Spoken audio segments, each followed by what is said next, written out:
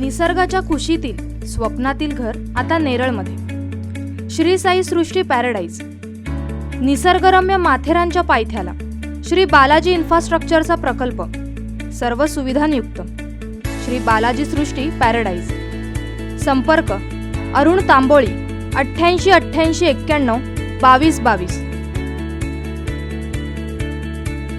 निवडणुकांच्या घोषणेनंतर सर्वच राजकीय पक्षात जोरदार हालचाली सुरू झाल्यात.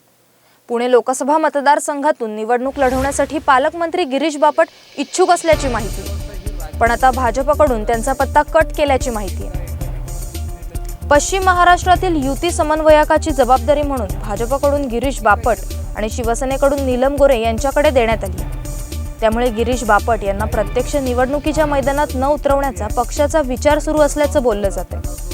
शिरूर आणि मावळमध्ये शिवसेनेचे विद्यमान 2 खासदार आहेत, तर अन्य 4 लोकसभा मतदारसंघातून भारतीय जनता पक्षाचे उमेदवार निवडणूक लढवणार आहेत. त्यांची नावे अद्याप निश्चित झालेली नाही. युतीच्या उमेदवारांच्या प्रचारात समन्वय राहावा यासाठी या नियुक्त्या करण्यात आल्या आहेत. पालकमंत्री गिरीश बापट यांच्यावर 6 लोकसभा मतदारसंघामध्ये समन्वयक म्हणून काम करण्याची जबाबदारी सोपवण्यात आली आहे. त्यामुळे पुण्यातील त्यांच्या उमेदवारीबद्दल अनिश्चितता निर्माण झाली आहे.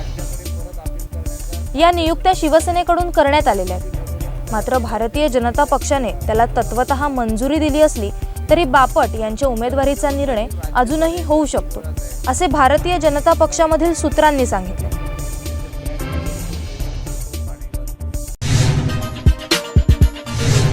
बेल आयकॉन दाबा आणि यासारख्या इतर बातम्या बघण्यासाठी आमच्या चॅनलला सबस्क्राइब करायला विसरू नका.